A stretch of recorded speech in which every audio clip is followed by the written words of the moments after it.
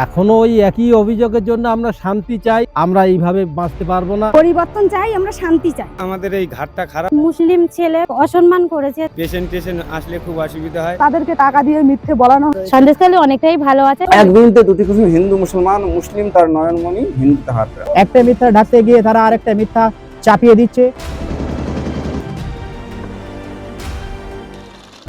সন্দেশখালী বাংলার মানচিত্রে একসময় শান্ত এই দ্বীপপুঞ্জ আজ এক গভীর ক্ষোভের নাম।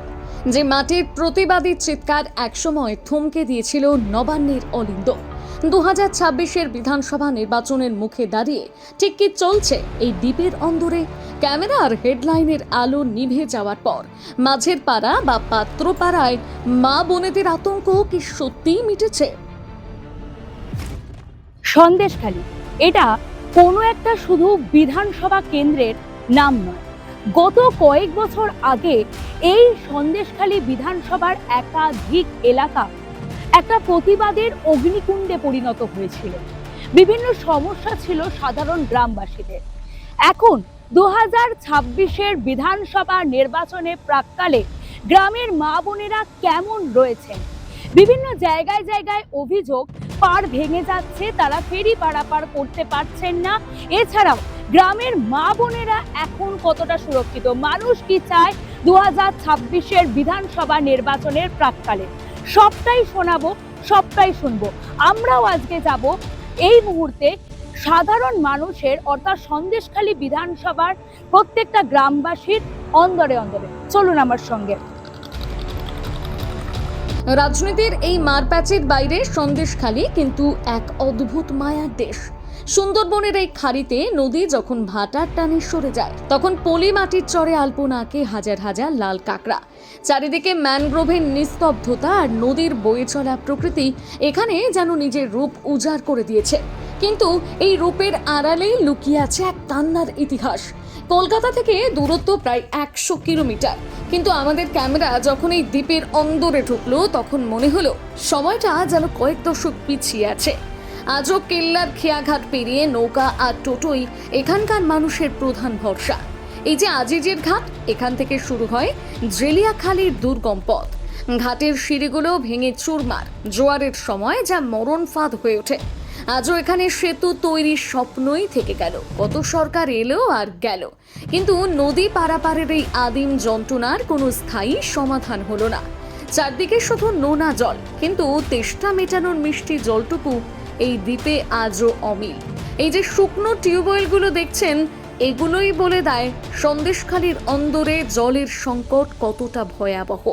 তবে শুধু জল বা রাস্তার যন্ত্রণাই শেষ কথা নয়, সবকিছুর ঊর্ধ্বে বড় প্রশ্ন, এখন কি সন্দেশখালীর মহিলারা সুরক্ষিত?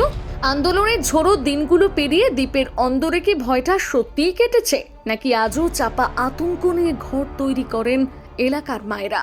সন্দেশখালীতে মহিলারা কতটা সুরক্ষিত? একদমই সুরক্ষিত নেই। মহিলারা কোথায় আর সুরক্ষিত? 4 দিন আগে আমাদের ধুসনিখালীর কাছাকাছি একটা আদিবাসী মেয়ে, তাকে এক মুসলিম ছেলে অসম্মান করেছে। তাকে নিয়ে একটা ভীষণ একটা খারাপ ইয়ে করেছে, আমি সেটা মুখে বলতে পারবো না। মেয়েরা একটু সন্ধ্যার সময় ঘুরতে বেরোয়, তো বাইকের পর বাইক যায়, গেলে টোন টিটকারি মারে। মেয়েরা একদমই মানে রাস্তাঘাটে বেরোতে চায়। উন্নয়ন কতটা হলো? একদমই উন্নয়ন হয়নি। উন্নয়নের নামে দুর্নীতি চলেছে। উন্নয়নের নামে টিএমসির নেতাদের যত উন্নয়নের টাকা এসছে টিএমসির নেতাদের পকেটে ঢুকেছে। সন্দেশখালী কি পরিবর্তন চায়? হ্যাঁ, অবশ্যই পরিবর্তন চাই আমরা। কতটা উন্নয়ন হলো? উন্নয়ন অবশ্যই ভালো হয়েছে। বলবো লম্পজা দিয়ে মানে খুব পড়াশোনার কষ্ট হতো, রাস্তাঘাট। হ্যাঁ, এখন আমাদের ছেলেমেয়েরা ভালোই মানে রাস্তা দিয়ে যাচ্ছে। খেয়াঘাট, এখানে খেয়াঘাটেই ছিল না, এটা আছে। তারপরে মানে সর্বদিক থেকে ভালোই উন্নয়ন। রামপুর ঘাটের ওখানে একটা ব্রিজ হলে খুব ভালো হয়। তবে এ বিষয়ে মমতা ব্যানার্জির মাথায় অবশ্যই আছে। উনি আমাদের কথাও দিয়েছেন যে আমি যদি ক্ষমতায় থাকি বা অদূর ভবিষ্যতে আমি করেও দেবো। সন্দেশখালী কি চায়? স্থিতাবস্থা না পরিবর্তন? অবশ্যই আমরা এখন স্থিতি আছি এবং এটা আমরা শান্তিতে থাকতে চাই সবাই। এক বিন্দুতে দুটি কুসুম, হিন্দু মুসলমান, মুসলিম তার নয়নমণি, হিন্দু তাহার প্রাণ। এইভাবে থাকতে চায়? একদম। পানি জলের ব্যবস্থা উন্নত মোটামুটি আছে, ভালো, কিন্তু কলগুলো কোনো জল নেই। আমরা চাই শান্তি, সুরক্ষিত চাই, শান্তি চাই। উন্নয়ন কতটা হলো?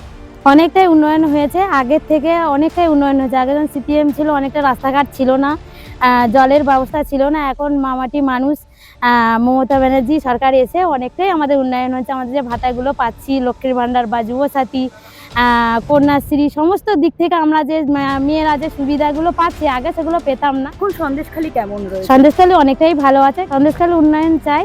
উন্নয়নের বন্যা তো দিদি বলছে মুখে বইয়েই দিচ্ছে, কিন্তু সমস্ত জায়গায় যদি পুঙ্খানুপুঙ্খভাবে দেখা যায় তাহলে কোনোটাই কিছু হয়নি। এখনো ওই একই অভিযোগের জন্য আমরা শান্তি চাই, আমরা এই পাল্টাতে চাই। আমরা এইভাবে বাঁচতে পারবো না। আমরা বাঁচার একটা জায়গা তৈরি করতে হবে, মানুষকে নির্বাহ মানে জীবিকা নির্বাহ করার ব্যবস্থা করতে হবে। আমাদের এই ঘাটটা খারাপ, আমাদের এই ঘাটটা নতুন হলে খুব ভালো হয়।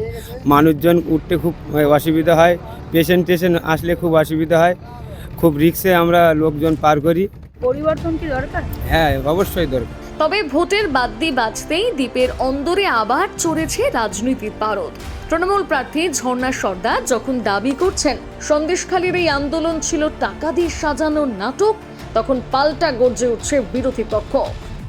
তো এখানে আমাদের নদীমাতৃক এলাকা, আমাদের এখানে একটু জলের সমস্যা আছে, জল নিকাশি এবং পানীয় জল, কিছু রাস্তার সমস্যা আছে। আগামী দিন আপনাদের পাশে থেকে কাজ করতে চাই। তা তো বুঝতে কারোর সন্দেশখালীর মায়েদের অস্বীকার করা নেই। তাদের শুধুমাত্র প্রয়োজনে ব্যবহার করেছিল, প্রয়োজন মিটে গেছে, তাদেরকে ছুঁড়ে ফেলে দিয়েছে। তাদেরকে টাকা দিয়ে মিথ্যে বলানো হয়েছিল, লেলিয়ে দেওয়া হয়েছিল, অমুকের নামে আন্দোলন করো, তমুকের নামে আন্দোলন করো। খালি যে আন্দোলন হয়েছিল সেটা টাকা দিয়ে বিজেপি করিয়েছে, আপনি কি বলবেন?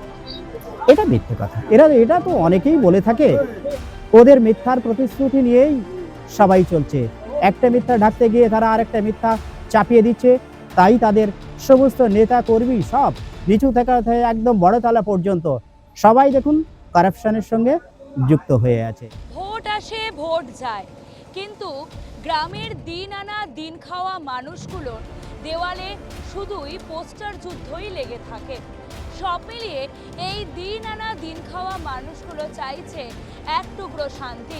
সন্দেশখালীতে এখন প্রতিশ্রুতির ছড়াছড়ি। শাসকের তরফে ঝর্ণা সর্দার জিতবেন নাকি অন্য কেউ, তা হয়তো সময়ের বিচার।